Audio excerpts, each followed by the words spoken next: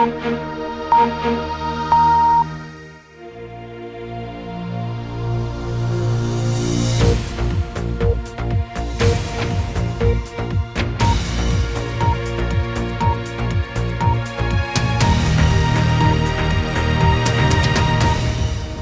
êtes dans BBC Info, bonsoir et bienvenue, voici les titres. Nouvelle manifestation à Conakry contre le troisième mandat éventuel d'Alpha Condé. Ils étaient des milliers à défiler dans les rues de la capitale guinéenne. En Gambie, 2 anciens membres de la junte militaire se sont réconciliés. Ils ont avoué des exécutions pendant le règne de l'ancien président Yaya Jammeh. Et nous partirons en RDC à la rencontre des gorilles du parc national de Kaouzi-Biega. Leur espèce menacée par les conflits est réduite à 250 individus. En Guinée, la contestation ne faiblit pas. Hier, des dizaines de milliers de Guinéens, selon les autorités, plus d'1,5 million d'après les organisateurs, sont descendus dans les rues de la capitale Conakry et protestaient contre le projet de changement de constitution. Pour ces manifestants, ce projet est une manœuvre du pouvoir pour offrir à Alpha Condé un 3e mandat. Le président Condé, quant à lui, garde le silence sur ses intentions. Lamine Rézine Konkobo. C'est le déferlement d'une marée humaine dans les rues de Conakry, des militants de l'opposition, mais aussi des activistes de la société civile. C'était le dernier avatar de la fronde contre le 3e mandat éventuel du président Alpha Condé. C'était aussi la première grande mobilisation après les manifestations de la semaine dernière qui s'étaient soldées par la mort d'au moins 9 personnes.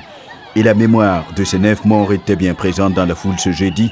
Le rouge porté par la plupart des manifestants symbolisait le sang versé par ces derniers. Et le message était le même. Alpha Condé doit partir en 2020. Il a fait 2 mandats. Après ces deux mandats, il doit s'en aller. Le peuple de Guinée a besoin de quelqu'un d'autre. Nous sommes contre la modification de la Constitution.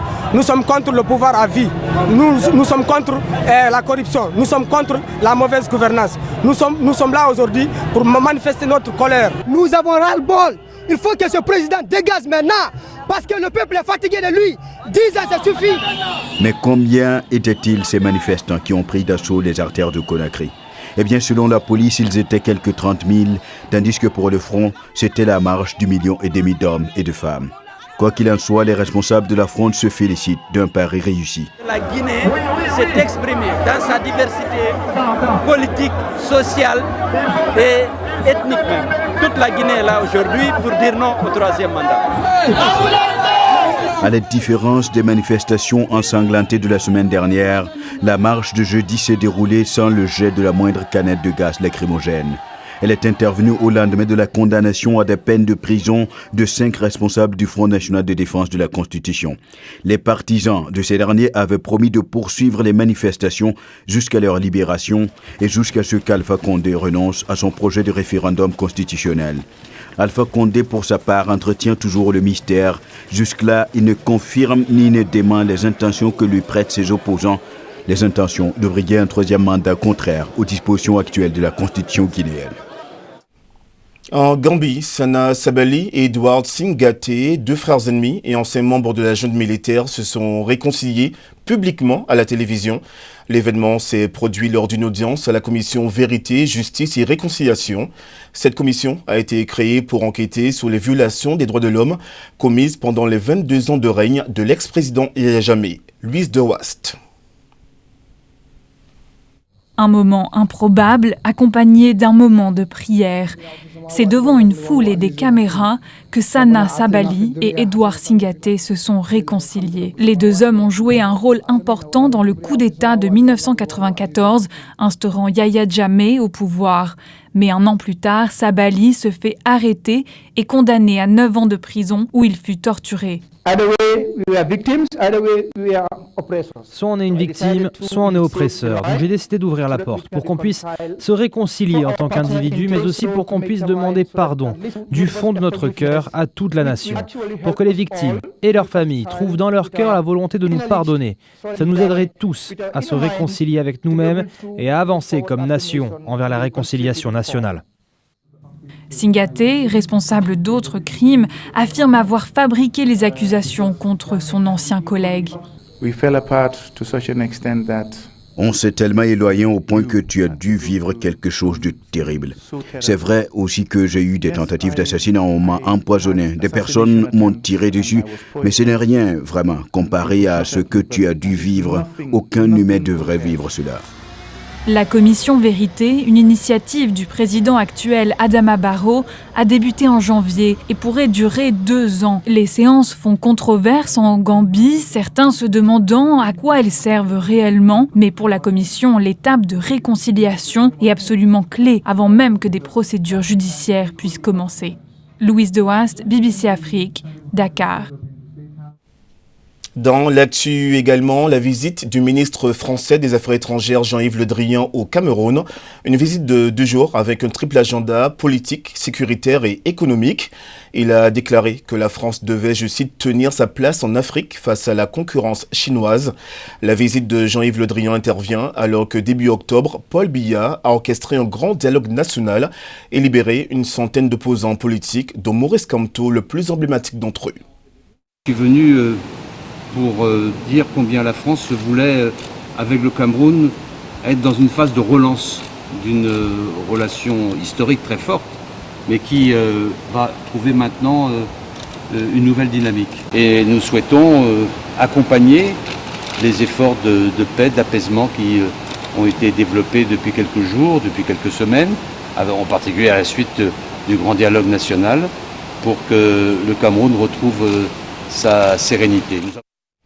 Passons maintenant au reste de l'actu, en bref et en images. Selon des ONG, 27 personnes au moins ont été tuées cette semaine lors des manifestations en Éthiopie visant le Premier ministre et prix Nobel de la paix Abiy Ahmed. Les violences ont éclaté mercredi dans la capitale Addis Abeba avant de se répandre dans la région d'Oromia lorsque sont descendus dans les rues les partisans de l'opposition. L'Union européenne se laisse jusqu'à la semaine prochaine pour décider si oui ou non une nouvelle extension sera accordée au Royaume-Uni pour la sortie de l'UE. Pour l'instant, il n'y a aucun accord sur la date exacte de ce délai entre les membres de l'UE. La France, par exemple, veut que tout soit réglé avant 2020. Les enquêteurs indonésiens affirment que Boeing, Lion Air et les pilotes sont responsables de l'accident qui a tué 189 personnes. C'était il y a tout juste 1 an. Pour rappel, 5 mois plus tard, un deuxième avion appartenant cette fois-ci à la compagnie Ethiopian Airlines s'est également écrasé, tuant les 157 personnes à bord. Et près de 2000 personnes dans le nord de la Californie ont reçu l'ordre de quitter sur le champ leur maison afin d'échapper à un incendie de forêt qui se propage à grande vitesse dans cette région viticole. L'incendie, au départ faible, qui a débuté mercredi, s'est rapidement accéléré sous l'effet de rafales de plus d'une centaine de kilomètres à l'heure. Pour le grand angle de ce BBC Info, partons en RDC. Depuis 1 an, les gardes forestiers du parc national de Kaouzi-Biega, dans l'est du pays, sont en guerre avec les chefs pygmées. Ces derniers affirment avoir été dépossédés de leurs terres ancestrales dans les années 70, lorsque le parc a été agrandi. Victime collatérale de ce conflit, de nombreux gorilles, désormais en danger, qui voient leur habitat partir en fumée. Marina Darras. Voici le parc national de Kaouzi-Biega, à l'est de la République démocratique du Congo. Depuis 1 an, la forêt est le théâtre de conflits entre les gardes forestiers et les membres de l'ethnie pygmée qui revendiquent le territoire comme leur maison ancestrale. Mais les plus grandes victimes de ce conflit pourraient être les gorilles de plaine de l'Est, en voie de disparition et qui habitent également ce parc. Oui, les pygmées ont été instrumentalisés pour se donner à la destruction du parc par la coupe de bois, les charbons de bois, l'assillage de bois et même l'extraction minière. Et toutes ces activités sont incompatibles avec la conservation et ce sont des activités qui détruisent même l'habitat des gorilles. Les gardes du parc disent que les pygmées ont illégalement défriché 350 hectares de forêt et accusent les autres groupes ethniques et les autorités régionales de fermer les yeux. C'est le vent au-dessus de la canopée, des panaches de fumée signalent l'une des activités les plus problématiques dont les pygmées sont accusés. Brûler des arbres pour produire du charbon précieux. Au-delà des problèmes de pollution de l'air, ces feux détruisent l'habitat naturel du gorille, menaçant ainsi la survie des animaux. Dans un conflit qui a fait 3 morts depuis le début de 2019, les gardes forestiers ont à cœur de faire passer leur message. Je leur disais que fini avec les activités illégales dans le parc. Donc, ils sont censés de passer le message à tous les autres éléments qui peuvent se retrouver dans le parc. Les pygmées sont revenus dans la région en 2018 après avoir été chassés dans les années 1970 lorsque le parc était en expansion. Mais le parc figure sur la liste des sites en péril du patrimoine mondial de l'UNESCO. Ils disent qu'ils ont été expulsés du parc national de Kaouzi-Biega que nous voyons il y a maintenant 48 ans. Et ils disent si une fois l'État congolais ne leur donne pas de la terre, ils ne vont pas quitter cette forêt qu'ils ont déjà occupée. Des pourparlers de paix sont en cours pour mettre fin au conflit et les participants se livrent à un exercice d'équilibre délicat qui consiste à veiller à ce que les droits des pygmées soient respectés tout en laissant intact l'habitat naturel de la précieuse faune locale.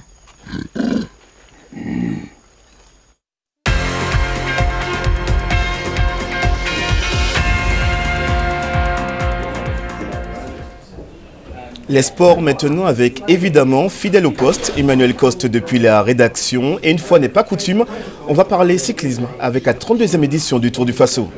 Oui, vous savez Nicolas, le Tour du Faso, c'est le tour incontournable pour les coureurs africains et pour aussi certains des cyclistes européens. Alors c'est parti aujourd'hui dans les rues de la ville de Ouagadougou, une première étape prologue, un contre-la-montre par équipe de 7 km. Il y aura 1212 km au total à parcourir pour 90 coureurs qui représentent 15 équipes et 13 pays d'Afrique, comme l'Algérie qui est bien représentée, une forte équipe de Rwanda aussi, d'Angola, de Côte d'Ivoire, et puis certains pays européens ont envoyé également des coureurs. Et les Burkinabés, bien sûr, vous me direz, sont en force, car l'un d'entre eux d'ailleurs a gagné l'édition précédente l'an passé. Mathias Sorgo.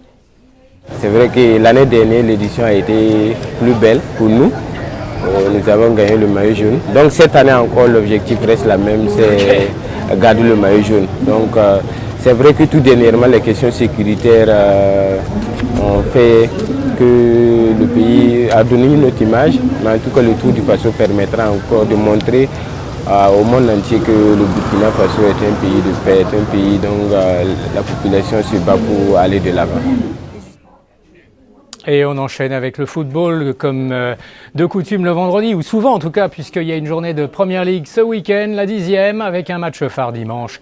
Liverpool-Tottenham, le premier contre le 7e. Tottenham qui s'est remis un petit peu en selle avec cette belle victoire de 5-0 en Ligue des Champions mardi dernier face à l'Étoile Rouge de Belgrade. Toujours dimanche, Arsenal accueillera Crystal Palace dans le derby londonien du jour. Arsenal dont Nicolas Pepe, l'attaquant ivoirien, lui aussi s'est remis en selle avec 2 buts hier soir en Ligue Europa contre le club portugais du Vitória Guimarães dans la victoire d'Arsenal, 3-2.